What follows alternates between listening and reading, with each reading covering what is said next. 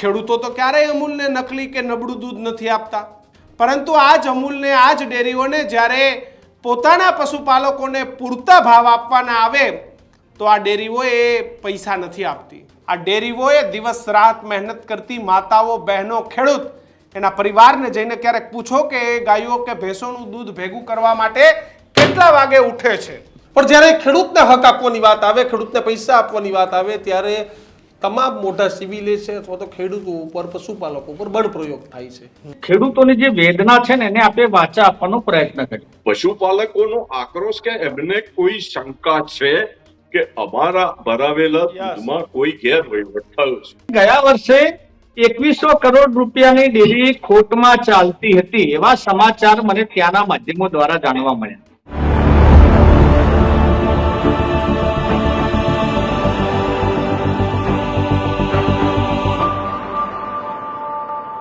सरकारें झुकती है, बस झुकाने वाले चाहिए। શહેરમાં દૂધ એ 75 થી 80 રૂપિયાનું મળે, પણ આ જ દૂધ જ્યારે ગરીબ ગામડાનો ખેડૂત એ ડેરીઓમાં વેચવા જાય તો એ પહેલાં તો એની ક્વોલિટી તપાસવામાં આવે કે કેટલા ફેટનું છે।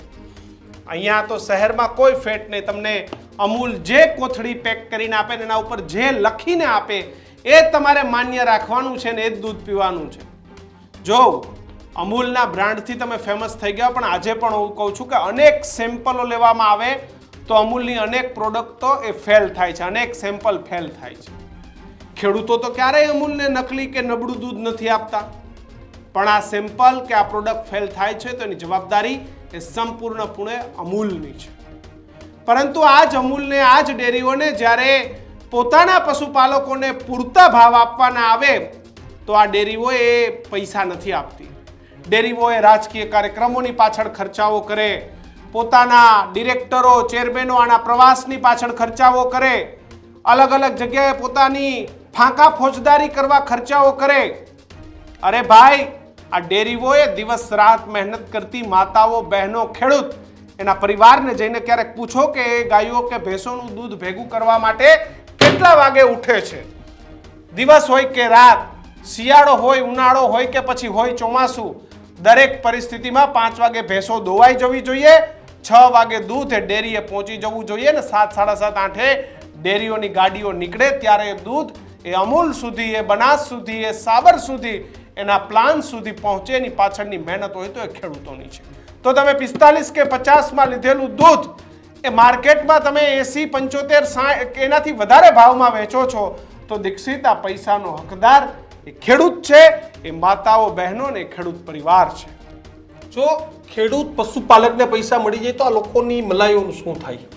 ખેડૂતના પૈસેથી આવેલી અલગ અલગ, હું કોઈ પણ ડેરીની વાત કરું, તમે કોઈ ડેરીના ડિરેક્ટરથી લઈને ચેરમેન, કિશન, એસી ચેમ્બર, ગાડીઓ, પ્રવાસ, ગાડીમાં ફરવાના પૈસા પાછા એ જ ખેડૂતના આવેલા દૂધમાંથી, એટલે કે તમે મંડળીઓના, ડેરીઓના પૈસા વાપરો, મજા કરો, જલસા કરો ને એના ઉપર તમે સૌથી મોટી વાત એ કે તમારું રાજકારણ કરો।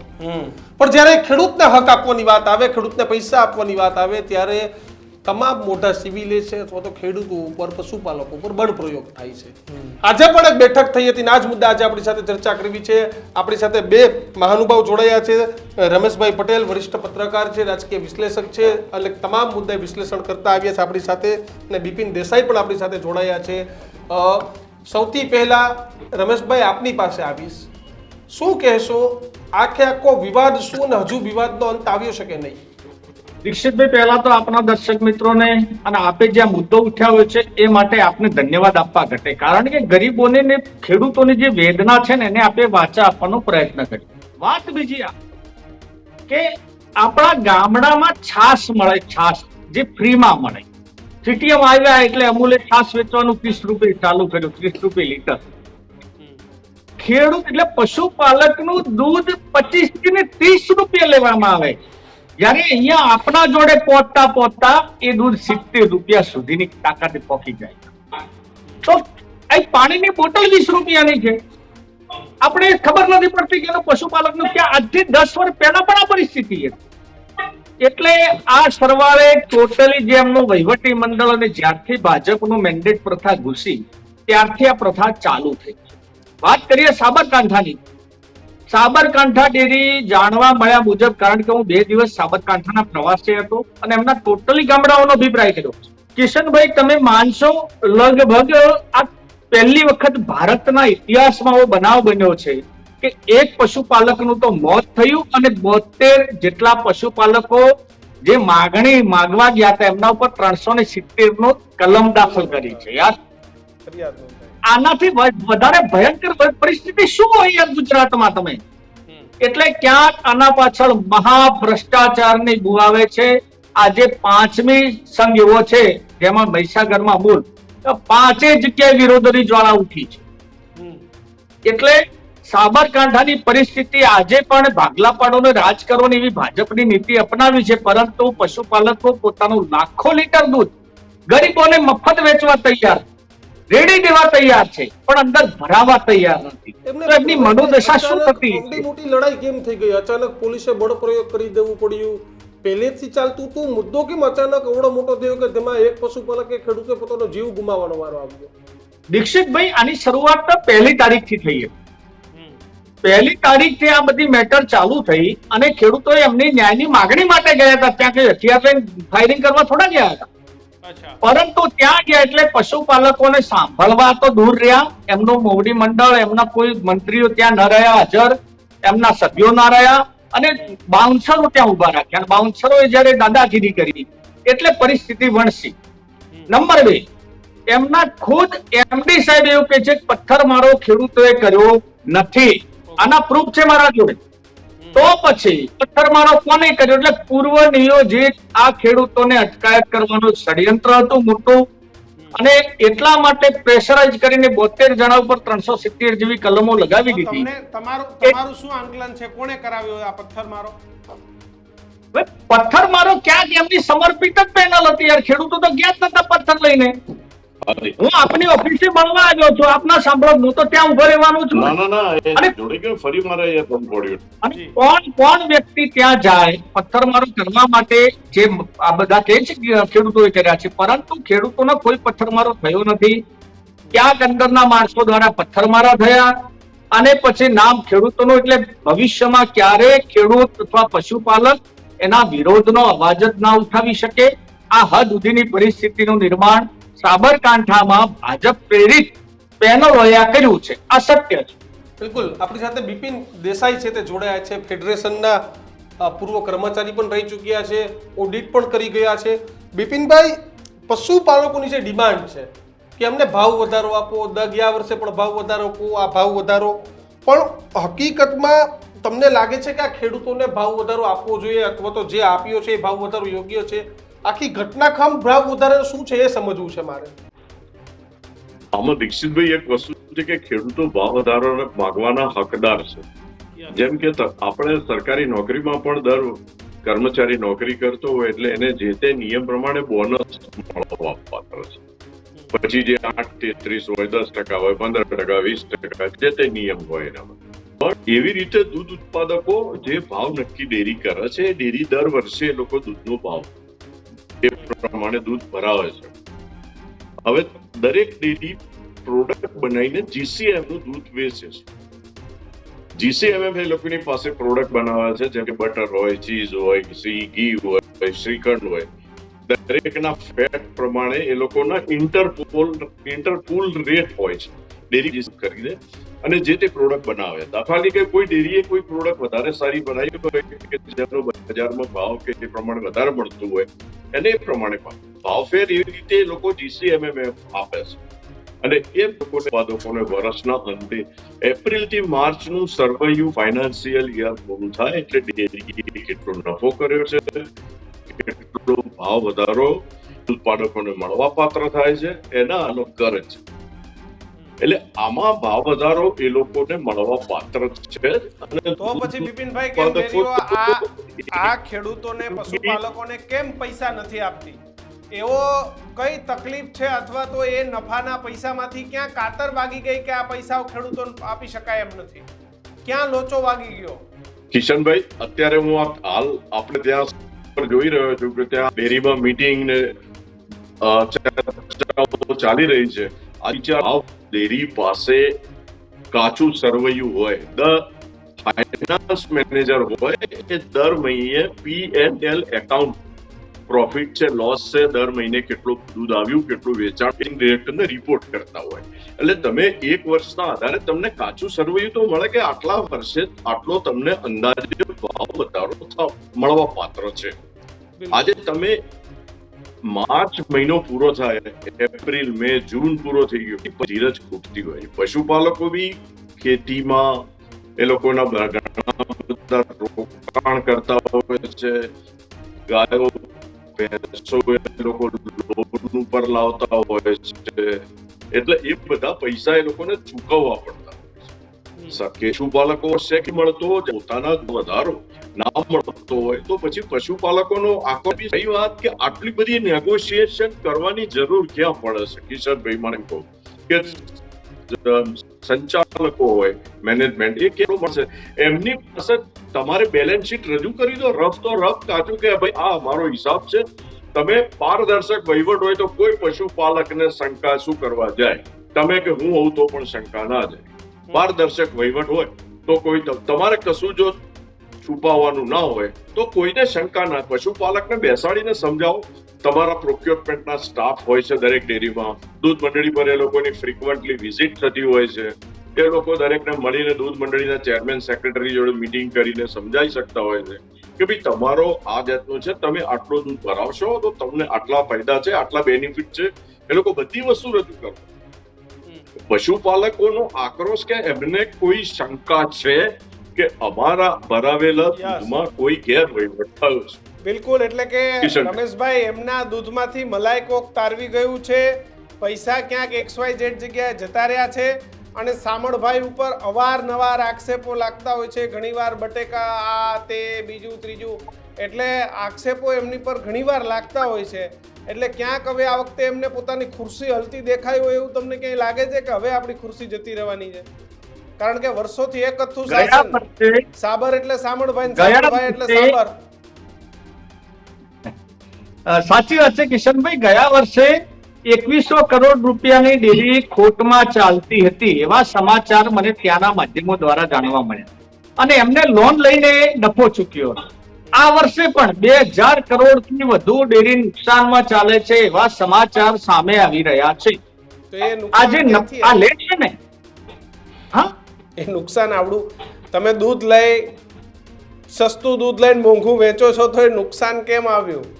નુકસાન તો સાહેબ હવે શું છે, જે એક વિચારો તમે, જો ધારાસભ્યની ટિકિટ માટે એટલી લોબિંગ થતી હોય તો આ તો સામાન્ય ડેરીના એક તમે સભ્ય બનવાના માટે કરોડો રૂપિયાની લોબિંગ થાય છે. સમજી શકો છો કે કેટલો નફો અંદર છે. નફો નહીં, મલાઈ હજારો કરોડ રૂપિયાનો વહીવટ છે. રમેશભાઈ, મલાઈ કેટલી અંદર છે એ વાત છે. નફો તો ક્યાં કોઈ ડેરીના, તમને એવું લાગે કે ડેરીના ફાયદા માટે આવે? જેમ ધારાસભ્ય આપણે રાજ્યનો ફાયદો કરાવવા નથી આવતા, પોતાના ફાયદા માટે આવે, એમ કઈ આ થોડા કઈ એના ડેરીના ફાયદા માટે આવે, ખેડૂતોના ફાયદા માટે આવે છે? આ તો પોતાનો ફાયદો જોવે છે. ડિરેક્ટર બનીશ તો શું મલાઈ, મારું રાજકારણ, આ તે XYZ. દીક્ષિતભાઈ, આટલો નફો એટલા બધા ડેરીમાં જે ફેટની તુલના કરવામાં આવે છે ને, એટલે ફેટ એટલે મલાઈ, ચરબી, અને મલાઈ ખાવા માટે જ આ બધા પક્ષો મેદાનમાં પડ્યા છે. ભાજપ તો મેન્ડેટ આપે છે ત્યાં, એટલે કરોડો રૂપિયાનો ભ્રષ્ટાચાર છે. એમના ચેરમેનોના આપ તમે હિસાબ નહીં માનતા હો સાહેબ. રોલ્સ રોયલ ગાડીઓ હોય અને એમના ડિરેક્ટરોના જોડે એટલા બધા પૈસા હોય. અને હું ચેલેન્જ સાથે કહું છું આપની ટીવીમાં કે મારા સામે કોઈ પણ ડિરેક્ટર, આખા ગુજરાતના જેટલા ડિરેક્ટર છે એમાંથી 5 એવા ડિરેક્ટર મને બતાવી દે કે એમાં ગાયના દૂધને દોઈ અને 2 લીટર દૂધ કાઢીને બતાવે. બરાબર નામ ખાતર દૂધ ભરાવે છે. અચ્છા, અને મોટો ભ્રષ્ટાચાર છે આમાં. અને પાછા ડિરેક્ટર છે. હું ચેલેન્જ સાથે કહું છું આખા ગુજરાતના 5 એવા ડિરેક્ટર. હું પત્રકાર છું પરંતુ હું સાથે સાથે પશુપાલક પણ છું. હું પોતે તેમના જોડે દોવા બેસી જાઉં કે ચલો પતાવી દો, હેડો. કોઈ નહીં આવે. અમને કોઈ ખબર નથી પડતી કે ગરીબ જનતા એમના દીકરાને કિશનભાઈ દૂધ નથી પાતી, ઓછું પાવે છે, ડેરીમાં ભરાવે છે યાર. હા, સવારમાં નહીં, આપણા ઘરે કોઈ પશુપાલકના ઘરે સાહેબ કોઈ ભગવાન ના કરે ને મોત થઈ જાય તોય મોતની લાશ ત્યાં પડી હોય પણ ઢોરને દોવા જવું પડે ને જવું જ પડે. આ સત્ય છે. આપણે ભેંસને એવું કહી શકીએ કે આજ તો એક કામ કર, આજે હું બીજી છું એટલે આ દૂધ આપે તો મને કાલે આપજે, એવું શક્ય છે? નથી. Time to time. પરંતુ આ પશુપાલકોના પૈસે આ તાકડદીના કરવા બધા નીકળ્યા છે અને દરેક ડેરીઓમાં આવો ભ્રષ્ટાચાર સાહેબ ચાલી રહ્યો છે. દરેક, હું તો કહું છું રાષ્ટ્રપતિને અથવા કોઈ પણને એક અંદર ઇન્ટરફેર કરી મળે કે આ ખરીદી ત્યાંથી કરી લ્યો અથવા આપણો આટલો માલ આ ડેરી રાખી લેશે તો આપણે આટલા પૈસા ત્યાં આને આપી દેવાના. નવું સાંભળ્યું બહુ છે અમે એમ. કોનું નામ સાંભળ્યું છે? એ હવે આપણે ક્યાં બોલવું, પણ સાંભળ્યું બહુ છે. અમૂલના એક અમૂલમાં પૂર્વ કરતા હરતા હતા, ચીઝ બનાવવાનું મશીન લઈ આવ્યો તો આપણે ચીઝ બનાવતા હતા સાઉથમાં. હા, સાઉથમાં ચીઝ કારણ કે બનતો ત્યાં સાઉથમાં બને તો જ માલ અહીં બને, હા, બાકી તો કઈ ભેગું ન થાય ને સાહેબ. એમને તમારે નામ મારા જોડે લેવડાવવું છે પણ હું તમને નામ આપી દઉં છું.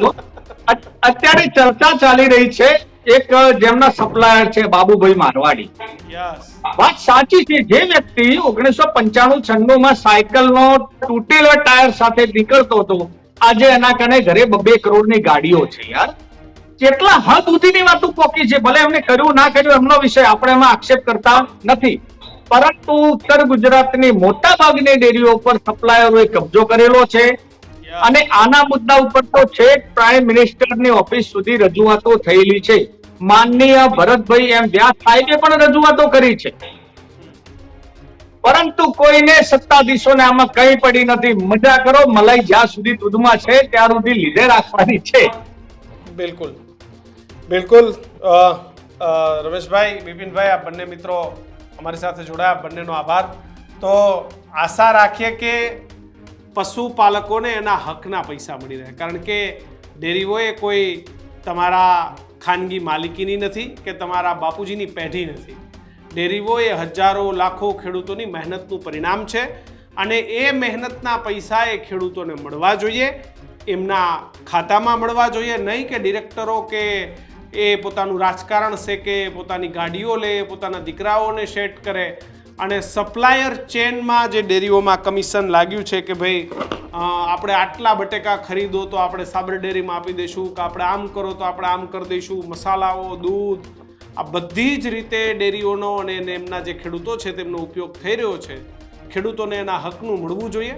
રાજ્ય સરકારને પણ વિનંતી છે કે ડેરીઓમાં ચાલતો જે અણધણ વહીવટ છે એના પર લાખ કરો, કારણ કે આ એ જ ખેડૂતો છે કે તમને જેને મત આપ્યા છે ને જેનાથી તમે સરકારમાં બેઠા છો. પણ મહત્વની વાત તો એ છે કે આ બેઠેલા ડેરીઓમાં બેઠેલા જે હોદ્દેદારો છે, ડિરેક્ટરો છે, ચેરમેનો છે, એ લોકોએ રમેશભાઈ કહ્યું ને એની વાત સાથે હું બહુ સહમત છું કે જેમ ખેડૂતોના આગેવાન અમુક જે કિસાન કોઓપરેટિવ બેંકમાં ખેડૂતના મસીહા થઈને બેઠા હોય ને ખેતીની શું છે એ જ ખબર ના પડતી, એવા જ લોકો બેસે. એવા જ લોકો ખરેખર દુઃખ સાથે એવું કેવું પડે કે સૌથી વધારે દૂધ ભરાવે છે ને એને તમે ડિરેક્ટર, અને એની બદલે કોઈને ઘરે ખાલી કેવા માત્ર તમે માલઢોર રાખો છો ને એ તમારા ડેરીઓના વહીવટ કરતા હોય, એટલે ક્યાં વહીવટ કરતા હોય ને બધાને ખબર. પોતાની જાતને એ પૂછી લે, ત્યાંના લોકો તો ખબર જ છે. જો આવા જ લોકો વ્યવસ્થામાં રહેશે ને તો પશુપાલક કે ખેડૂત એ ક્યારેય એના ઘરે સુદાનો સૂરજ નહીં ઉગે. બસ 4 બંગડી વાળી ગાડીઓ અને પ્રસિદ્ધ ડોક્ટર વર્ગીસ કુરિયને જે સહકારનું માળખું બનાવ્યું હતું એનો મતલબ શું હતો એ ક્યારેક તો આ ડેરીઓના ડિરેક્ટરો વાંચજો. ઘણી બધી પુસ્તકો, ઘણી બધી જગ્યાએ આ લોકોને એવું જ છે કે માલ બનાવવા માટે માળખું બનાવ્યું. સરદાર વલ્લભભાઈ ક્યાં માલ બનાવે છે, કયો માલ ભરાવે છે એ બધા જ લોકો સમજી ગયા છે, પણ હવે એથિક્સ સાથેની વાર્તા નથી રહી. એના માટે જ આપણે કુરિયનને દર વખતે યાદ કરીએ. સરદાર મહત્વની વાત એ વલ્લભભાઈ છે કે પટેલ, કોઈ નથી એ પગલા પર ચાલતું. પૂજ્ય ગાંધીજી, આ બધાએ પણ સહકાર માટે ઘણી બધી, ગાંધીજીએ તો આખી એક ખાદીની ચેન શરૂ કરી હતી કે ખેડૂતોનો પણ માલ વેચાઈ જાય, લોકોને રોજગાર પણ મળી રહે અને ભારતને એ સમયના લોકો કે જે નિર્વસ્ત્ર હતા એને વસ્ત્ર પણ મળી રહે. આ ગાંધીજીનું સહકાર હતું, આ સરદાર સાહેબનું સહકાર હતું. અને અત્યારનું સહકાર શું ખબર તમને? કે બધાય ખેડૂતોનું કરી નાખું, મારી પાસે ગાડીઓ હોય, વહીવટો હોય અને હું બધાનો બોસ થઈને અબજો કરોડોનું છેતરપિંડી કરું. આ મોડલ એ સહકારનું થઈ ગયું છે. સહકારમાં આગેવાન બનવા માટે પડાપડી છે. એના ક્યાંક અત્યારે લેટરો લખાય છે, આની ભલામણો થાય છે કે સાહેબ ગમે એમ થાય મને બેંકનો કે ડેરીનો ડિરેક્ટર બનાવજો અને સમય આવ્યો હું ચેરમેન બનીને પછી થોડુંક કરી નાખું તો મારી જિંદગી સેટ થઈ જાય. સહકારનું મોડલ નહોતું. ક્યારેક પૂજ્ય ગાંધી, ક્યારેક સરદાર સાહેબ અને કુરિયન જેવા મહાનુભાવોને સાંભળજો અને સમજજો તો ખબર પડશે કે સહકાર શું છે. અત્યારનું સહકાર શું છે ખાસ કમેન્ટ બોક્સમાં લખજો. જોતા રહેજો ન્યૂઝરૂમ. સબસ્ક્રાઇબ કરવાનું ભૂલતા નહીં, કારણ કે ખેડૂતોનો બુલંદ અવાજ એટલે ન્યૂઝરૂમ. આવી જ રીતે ગર્જના કરતા રહીશું. આપણે ખેડૂત છો તો સપોર્ટ કરજો. જોતા રહેજો ન્યૂઝરૂમ. નમસ્કાર.